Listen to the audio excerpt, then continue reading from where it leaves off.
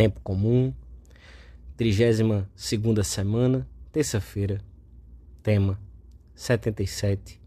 Servos inúteis. Pontos a meditar. 1.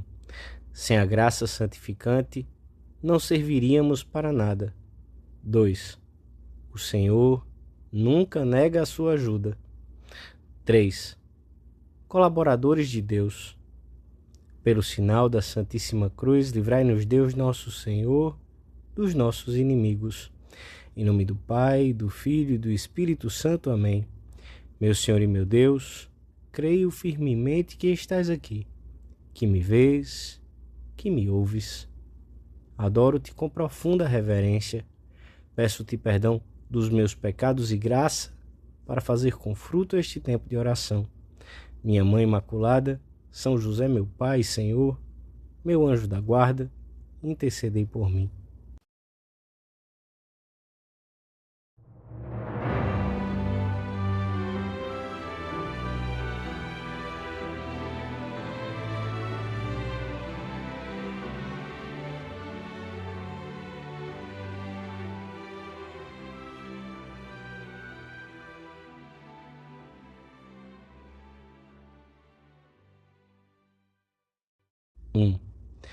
No Evangelho da Missa, o Senhor coloca-nos hoje diante da realidade da nossa vida. Se algum de vós, diz Jesus, tiver um servo que estiver lavrando a terra ou apacentando o gado, com certeza não lhe dirá quando o vir chegar à casa: entra logo e senta-te à mesa. Pelo contrário, primeiro o servo servirá a refeição ao seu senhor, e só depois é que comerá. Aliás, segundo as condições daquela época, o próprio servo não esperava nenhum agradecimento pelo seu trabalho. Fez o que devia. Assim vós, prossegue o Senhor, depois de ter desfeito tudo o que vos foi mandado, dizei: somos servos inúteis, fizemos o que devíamos fazer.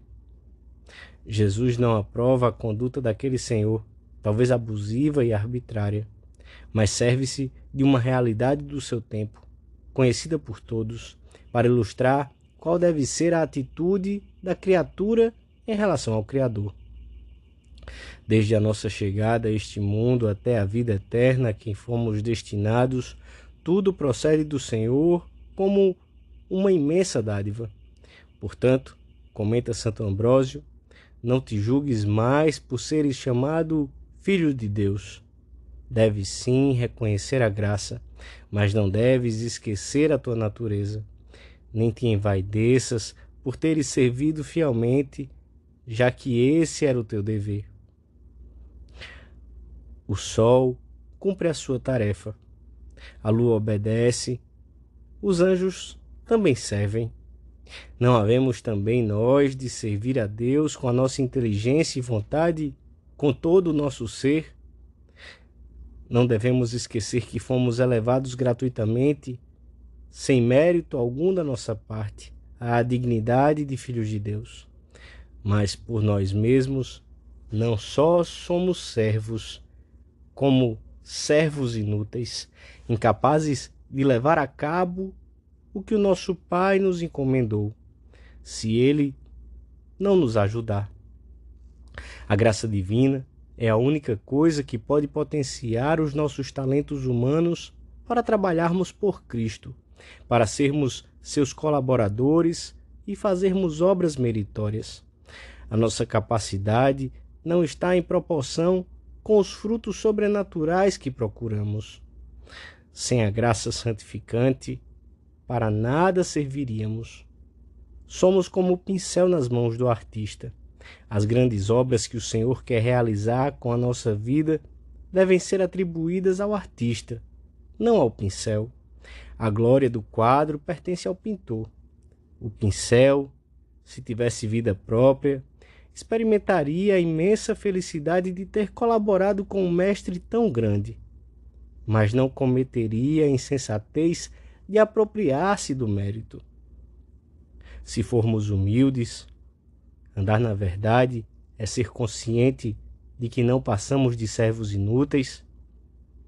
sentir-nos-emos impelidos a pedir a Deus a graça necessária para cada obra que realizamos.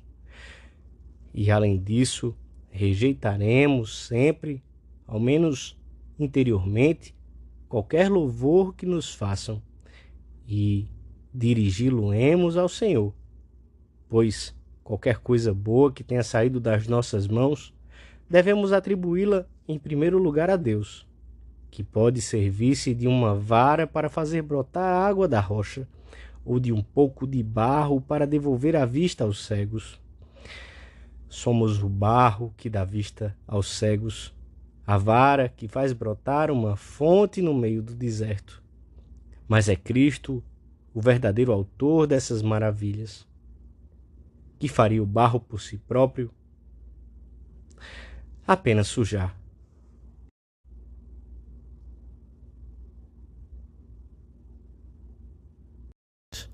O Senhor ressalta na parábola da videira e dos sarmentos a necessidade do influxo divino para podermos produzir frutos.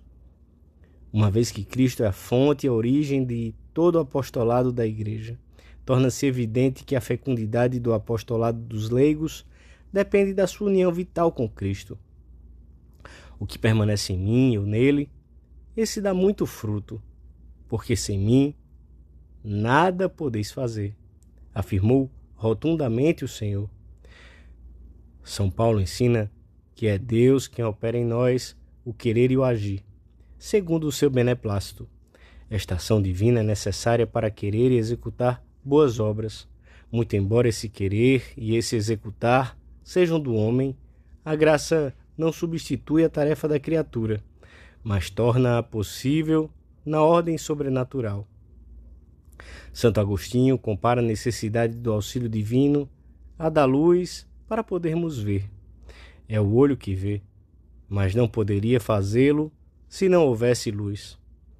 Esta incapacidade humana de realizar por si mesmo obras meritórias não nos deve levar ao desalento.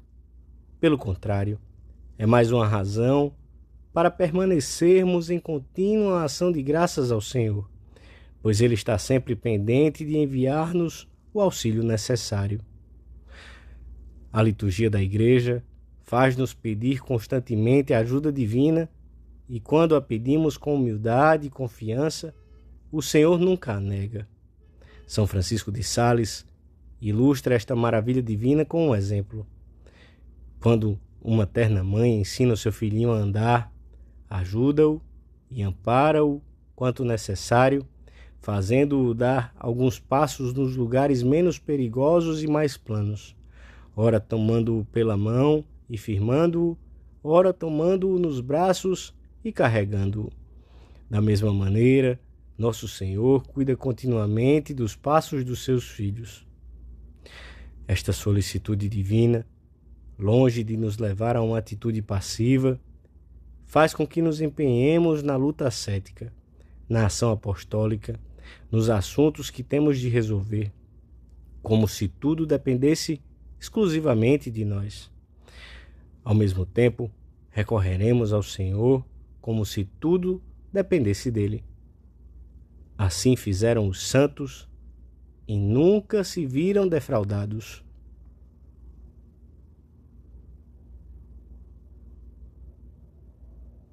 (3) São Paulo utiliza a imagem das fainas do campo para ilustrar nossa condição de instrumentos no trabalho apostólico.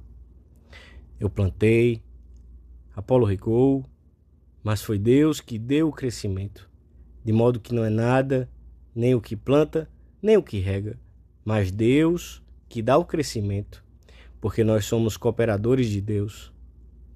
Que maravilha podermos ser cooperadores de Deus na grande obra da redenção. O Senhor, de certo modo, precisa de nós, mas devemos ter presente que, mediante a sua graça, Ele é o único que pode conseguir que a semente da fé lance raízes e dê fruto nas almas. O instrumento poderá ir lançando a semente entre lágrimas, poderá cuidar do campo sem fugir ao esforço, mas que a semente germine e chegue a dar os frutos desejados é algo que depende somente de Deus e do seu auxílio todo-poderoso. É preciso insistir em que os homens não são senão instrumentos de que Deus se serve para a salvação das almas, e é necessário procurar que esses instrumentos estejam em bom estado para que Deus possa utilizá-los. Para que o pincel seja um instrumento útil nas mãos do pintor, deve absorver bem a tinta e permitir traçar linhas grossas ou finas, tons enérgicos ou menos fortes. Deve subordinar a sua qualidade ao uso que dele queira fazer o artista, que é quem compõe o quadro. Distribui as sombras e as luzes, os tons vivos e os mais tênues, quem dá profundidade e harmonia à tela, até formar um conjunto coerente e vivo. Além disso, o pincel deve ter uma boa empunhadura e estar unido à mão do mestre. Se não for assim, se não secundar fielmente o impulso que recebe, não haverá arte. Essas são as condições de todo bom instrumento. Nós que queremos sê-lo nas mãos do Senhor, mas que percebemos tantas coisas que não correm bem, dizemos a Jesus na nossa oração: considero, Senhor, as minhas misérias, que parecem aumentar apesar das tuas graças. Sem dúvida, pela minha falta de correspondência. Reconheço a ausência em mim da menor preparação para o empreendimento que pedes. E quando leio nos jornais que tantos e tantos homens de prestígio, de talento e de dinheiro falam e escrevem e organizam para defender o teu reinado, olho para mim e vejo-me tão ignorante e tão pobre, numa palavra, tão pequeno, que me encheria de confusão e de vergonha se não soubesse que tu me queres assim. Ó Jesus! Por outro lado, sabes bem como coloquei a teus pés, com a maior das boas vontades, a minha ambição. Fé e amor. Amar. Crer. Sofrer. Nisto, sim, quero ser rico e sábio, mas não mais sábio nem mais rico do que aquilo que tu, na tua misericórdia sem limites, tenhas determinado. Porque devo pôr o meu prestígio e honra em cumprir fielmente a tua justíssima e amabilíssima vontade. A nossa mãe, Santa Maria, fidelíssima colaboradora do Espírito Santo na tarefa da redenção, ensinar-nos-á a ser instrumentos eficazes do Senhor. O nosso anjo da guarda purificará a nossa intenção e nos recordará que somos servos inúteis nas mãos do Senhor.